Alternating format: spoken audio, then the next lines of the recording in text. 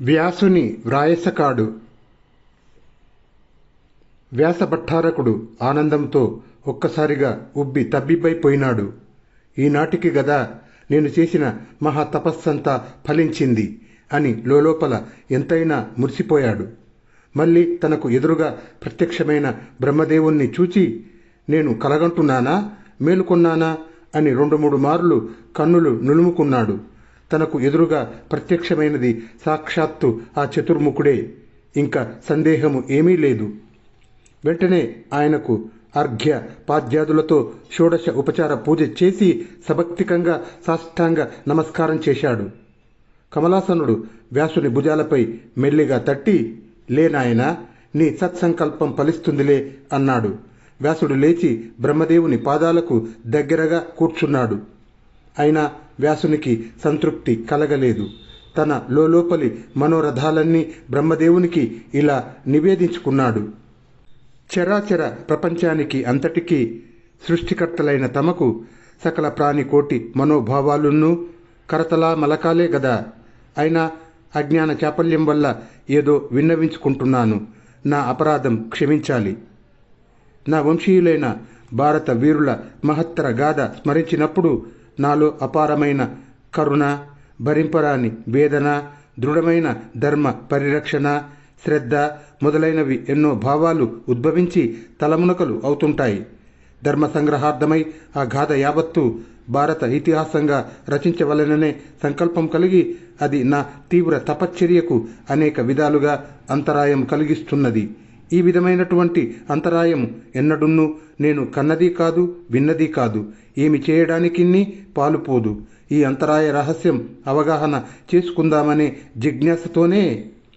దీనికి చతుర్ముఖుడు ఒక్క చిరునవ్వు నవ్వి, నాయనా, ఈ నీ ఇతిహాస నిర్మాణం నీ తపశ్చర్యకు ఎంతమాత్రమూ అంతరాయము కానేరదు అన్నాడు. వ్యాసుడు ఆశ్చర్యం పట్టలేక ఆయనను పదే పదే తిలకించాడు. మహర్షి, ఈ ఇతిహాస రచన నీవు చేసే తపశ్చర్య కన్నా మహత్తరమైన తపశ్చర్య సుమా అన్నాడు సృష్టికర్త తిరిగి ఇంకొక మారు. సాత్యవతేయుడు ఆయన మాటలకు క్షణకాలం నిశ్చేష్టుడైపోయాడు. వెంటనే వ్యాసుని పెదవులపై చిరునవ్వులు చిందులు దొక్కాయి. అవును, నా జ్ఞాననేత్రం వినిపిస్తున్నది. నేను తెలియక ఏమేమో ప్రలాపించాను, మన్నించవలసింది అన్నాడు. పిమ్మట అతడు కనురెప్ప వేయకుండా బ్రహ్మదేవుని పాలభాగంపై తన దృష్టి నిలిపి తిరిగి ఇలాగా నివేదించాడు. ఈ మహాభారత గాథ చాలా వరకు నా చర్మ చక్షువులకు ప్రత్యక్షంగానే జరిగింది. అయితే అప్రత్యక్షంగా జరిగినటువంటి కొన్ని సంఘటనలు, అజ్ఞేయములైన ఆయా భారత వీర వరేణ్యుల మనోవృత్తులు కొన్ని నాకింకా దృశ్యంగానే ఉండిపోతున్నాయి. అవి అవగాహన కానిదే నా ఇతిహాస నిర్మాణ సంకల్పం నెరవేరదు. స్వయంగా మానవుల మనోవృత్తులు ఉద్భవింపజేసి జగద్రూపక సూత్రధారులైన మీ అపార కరుణా కటాక్షం కించిత్తు నా మీద ప్రసరిస్తే తప్ప నా సంకల్పం సాకల్యంగా నెరవేరేదేమోననే సంశయం నన్ను 1000 విధాల వేధిస్తున్నది అని మహర్షి ఇంకా ఏమేమో చెప్పబోయాడు. కమలాసనుడు అతని మాటలకు అడ్డువచ్చి ఇలాగా ప్రత్యుత్తరం ఇచ్చాడు. సాత్యవతేయ, సంకీర్ణములై ఉన్న చతుర్వేదాలను స్వయంగా విభజించి లోకానికి వేదజ్యోతి ప్రసాదించి వేదవ్యాసుడనే ప్రతిష్ట పొందిన వాడవు కదా. ఎందుకయ్యా నీకింత బేలతనము? స్వయంగా నీవు అనేక విషయాలు తెలిసి ఉండిన్ని పెద్దల ఎడల వినయము కనబర్చవలననే భావంతోనే ఈ విధంగా వేడుకుంటున్నావు. అయినా భారత సంహిత కల్పనా సమయంలో నాకు కూడా అజ్ఞేయంగా ఉండిపోయినటువంటి అనేకమైన జీవరహస్యాలు నీ కళ్ళ ఎదుటనే ప్రత్యక్షం కాగలవు. తిరిగి ఆ భారత గాథ యావత్తు నీ విజ్ఞాన నేత్రం ఎదుట ఇంకొకసారి జరిగిపోతున్నట్టుగానే వర్తమాన రూపంలోనే అనుభూతం కాగలదు.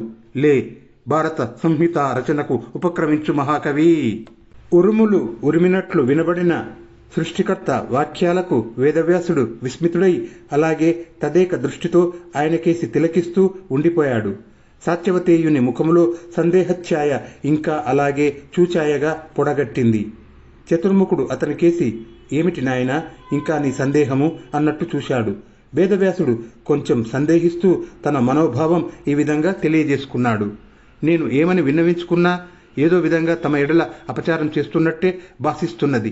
మరి తమకింక ఏమని విన్నపం చేయగలను? పద్మగర్భుడు ఒక్కసారి పకాలున నవ్వి ఎంతో ఆప్యాయంగా అతన్ని దగ్గరికి తీసుకొని, నీ లోకజ్ఞత పరిశీలించిన కొద్దీ నాకు ఎంతో ముచ్చట కలుగుతున్నది. ఈ ఉపచార వాక్యాలకేమి గాని సంగ్రహంగా నీ సందేహం తెలియజేయవయ్యా అన్నాడు. మహర్షి మళ్ళీ తన పాలం మీద 2 చేతులు కమలముకులంలా జోడించి అంజలి ఘటించి మెల్లిగా ఇలాగా విన్నవించుకున్నాడు. భారత సంహిత విషయం స్మరించేసరికి హృదయం పొంగి పరవళ్లు తొక్కుతున్నది. ఎన్నెన్ని చిత్ర విచిత్ర ఘట్టాలు, ఎన్నెన్ని రోమహర్షణ సంఘర్షణలు, అవన్నీ శ్లోకవాహినులై వెల్లువలై నా హృదయంలో ప్రవహిస్తున్నవి. విద్యుద్వేగంతో నా భావనాలోకంలో ఆవిర్భవించే ఆ శ్లోకాలన్నీ తిరిగి ఇట్టే విస్మృతి కుహరంలోనికి వెళ్ళిపోతున్నవి. ఆ శ్లోకాలన్నీ శీఘ్రంగా లిఖించే దివ్య లేఖకులు ఎవరైనా లభిస్తే బాగుండును అనుకుంటున్నాను. పోని వైశంపాయనునికి గాని పైలునికి గాని మిగిలిన శిష్యులకు గాని అవి చెబుదామా అంటే వారింకా దర్భ కర్రలు కూడా తిన్నగా తుంచలేని పసివాళ్లే కదా. ఈ విధమైన డోల ఆందోళనతో నా మనస్సు బొత్తిగా వశం తప్పిపోతున్నది. తత్రాపి జరాభారం కూడా కొంచెం మితిమీరుతున్నదన్న భయం వేధిస్తున్నది. మహాగణాధిపతిని ధ్యానించుకో. ఆయన సర్వ విఘ్న నిహంత. సమస్త సందేహాలు అంతరాయాలు ఆయన దర్శన మాత్రం చేతనే నివృత్తి అయిపోగలవు. నీ సత్సంకల్పము సాక్షాత్తు సరస్వతి సంకల్పమే అన్న విషయం విస్మరించకు. నాయన, నీవు కేవలం నిమిత్త మాత్రుడవే సుమా అని అభయమిస్తూనే కమలాసనుడు అక్కడనే అంతర్హితుడు అయినాడు. మహర్షి మరునాడు ప్రాతకాల వేళ భాగీరథి తీరాన నిశ్చలంగా గణాధిపతిని ధ్యానిస్తూ ప్రశాంత భావం వహించాడు. హిమవత్ పర్వత సమీపంలో ఆ మహర్షి ఆశ్రమంలో ఉన్న అంతేవాసులంతా ఆయన ధ్యాన నిష్ఠ చూసి విస్తుపోయి రెప్పపాటు లేకుండా నిలబడిపోయారు. శీతాకాలం లేత లేత సూర్యకిరణాల కాంతిలో గంగానది ఇసుక తిన్నె అంతా ఒక బంగారు తిన్నెలా తలతల మెరిసింది. ప్రక్కనే నదిలో ప్రతిఫలిస్తున్న తెల్లని రెల్లు పువ్వులు కూడా ఆ ఎర్రని వెలుగుల్లో అహితాగ్ని హోమ జ్వాలల్లా వెలిగాయి. మహర్షి తలపై పెనవేసుకున్న జడలేవో ఆ అరుణ కిరణాలు ఏవో తిన్నగా తెలియడం లేదు. ఆయన ధరించిన కృష్ణ మృగ చర్మంపై నల్ల నల్లని చుక్కలు మాత్రమే ఆ పైడి వెలుగుల్లో కొంచెం స్పష్టంగా కనిపిస్తున్నాయి. ఆ ప్రశాంత వేళలో పిల్ల గాలులు కూడా అలసి సొలసిపోయిన తరంగాల మీద తలలు వాలుస్తున్నట్లుగా మందగించిపోయాయి. ఇంతవరకు నదీ తీరంలో కెరటాలలో ఉయ్యాలలు ఊగుతున్న హంస మిథునాలు కూడా తమ రెక్కల్లో పండు పగడాల ముక్కులు దాచుకొని పరమహంసల్లా ధ్యానముద్రలో మునిగిపోయాయి. అవి అన్నీ ఆ మహర్షి ఎదుట 1000 రేకుల తామ్ర పువ్వుల్లా తేలాయి. ఇంతలో వ్యాసమహర్షి శరీరం అంతా ఒక్కసారిగా గగురు పొడిచింది. ఆనంద బాష్పాలు 2 కళ్లల్లోనూ నిండిపోయి చెంపల మీద జలజల రాలాయి. అతనికి ఎదురుగా విఘ్నేశ్వరుడు 12 ఏండ్ల బాలకుమారుడిలా ప్రత్యక్షమైనాడు.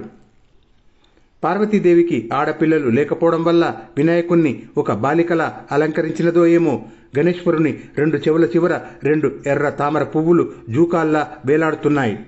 అసలే చిన్నవిగా ఉన్న ఏనుగు కళ్లకు నల్లని కాటుక పెట్టడం వల్ల అవి కొంచెం విశాలంగా కనిపిస్తున్నాయి. కంఠంలో చిరుబొజ్జ దాకా వేలాడే ముత్యాల హారాలు, కాళ్లకు బంగారు గజ్జలు, నుదుట మీద చిన్న చంద్రవంక. ఈ విధంగా ఎదురుగా సుఖాసీనుడై ప్రత్యక్షమైన బాల గణేశ్వరుణ్ణి చూసేసరికి వ్యాసుని మనసు బాగా కుదుటపడింది. ఆ సమయంలో ఆ ఇసుక తిన్నెలో పూజా ద్రవ్యాలు లభించకపోవడం వల్ల మహర్షి వేద మంత్రాలతోనే సంగ్రహంగా శివ కుమారునికి పూజ చేసి తన మనోరథం సవినయంగా విన్నవించుకున్నాడు. భారత మహాసముద్రం తరించడానికి దేవరవారి లేఖిని నాకు ఒక చిన్న నౌక అన్నాడు వేదవ్యాసుడు. విఘ్నేశ్వరుడు మహర్షికేసి క్షణకాలం నిశిత వీక్షణం ప్రసరింపజేసి గంభీరంగా ఇలాగా అన్నాడు. అయితే నా లేఖిని నిరంతరాయంగా సాగిపోవలెను. అది నిలిచిన ఉత్తర క్షణంలోనే దానితో పాటు నా సహాయమును నిలిచిపోగలదు అన్నాడు. మొట్టమొదట పసి బాలకునిలా ప్రత్యక్షమైన పార్వతీ కుమారుణ్ణి సందర్శించగానే వ్యాసుడు కొండంత ధైర్యం పొంది ఈయన 4 చేతులకు పూర్తిగా పని కల్పించవచ్చునని ఎంతో ఉత్సాహపడ్డాడు. కానీ వినాయకుని మాటలు వినేసరికి ఆయన ఉచ్ఛ్వాస నిశ్వాసాలు నిలిచిపోయాయి. కొంచెంసేపు ఆలోచించుకొని, అయితే ఒక చిన్న మనవి, తమకు అనవసరంగా కాలహరణం కానీయను గాని నా శ్లోక పరంపర పరమార్థము పూర్తిగా ఆకలించుకోకుండా తమరు అవి లిఖించడం మాత్రం న్యాయం కాదు అన్నాడు. విఘ్నేశ్వరుడు మళ్ళీ క్రీగంటితో మహర్షి కళ్లల్లో లోతులు గ్రహించుకొని అవునవును న్యాయం కాదు అన్నట్టు చిరునవ్వులు చిందింపజేశాడు. మరునాటి ప్రభాతవేళ భారత సంహిత రచన ప్రారంభమైంది. వ్యాస శిష్యులు సేకరించగలిగినన్ని తాళపత్రాలు సంపాదించి గుట్టలు పోశారు. మహర్షి ముఖతః వేలాది శ్లోకాలు శర పరంపరల్లా వెలువడుతున్నాయి.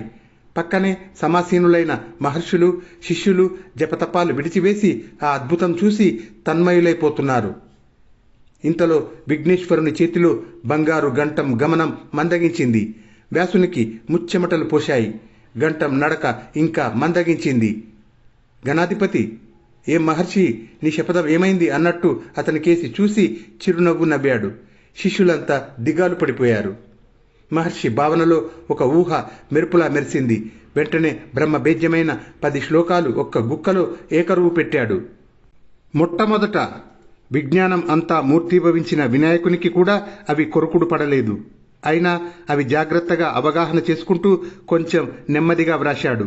ఇంతలో వ్యాసుడు మరో 10,000 శ్లోకాలు మనస్సులోనే రచించుకొని ఏమీ ఎరగనట్టులాగే దివ్య లేఖకుని గంటంకేసి చూస్తున్నాడు. ఇలాగే మధ్య మధ్య పనుగుల్లాంటి ఘట్టాల సహాయంతో వ్యాసుడు తన ప్రతిజ్ఞ నెరవేర్చుకుంటున్నాడు. విఘ్నేశ్వరుడు ఆ మహర్షి అతి లోక ప్రతిజ్ఞకు తల పంకించి మందహాసం చేస్తూ, మహర్షి, నా అంతటి ప్రాయసకాని లేఖనికి కూడా నీ ఆర్ష బలం వల్ల నీ ప్రజ్ఞ వల్ల అంతరాయం కలిగించావే, సాధు సాధు అన్నాడు. వ్యాసుడు సవినయంగా తన 2 చేతులు జోడించి తల వంచి, ఎంత మాట, దేవరవారు అంతరాయం కలిగించకపోవడం వల్లనే గదా నా ప్రజ్ఞాబలం పనిచేసేది అన్నాడు. వినాయకుడు గంటం నిలిపి సగౌరవంగా వ్యాసుని కేసి చూసి, ఔరా, ఎంతటి మాటకారివయ్యా మహాకవి అని మెల్లెగా బొజ్జ నిమురుకుంటూ ఒక్కసారిగా కలకల నవ్వాడు. చుట్టూరా ఉన్న ఋషిగణం ఆనంద కోలాహలం మిన్నుముట్టింది.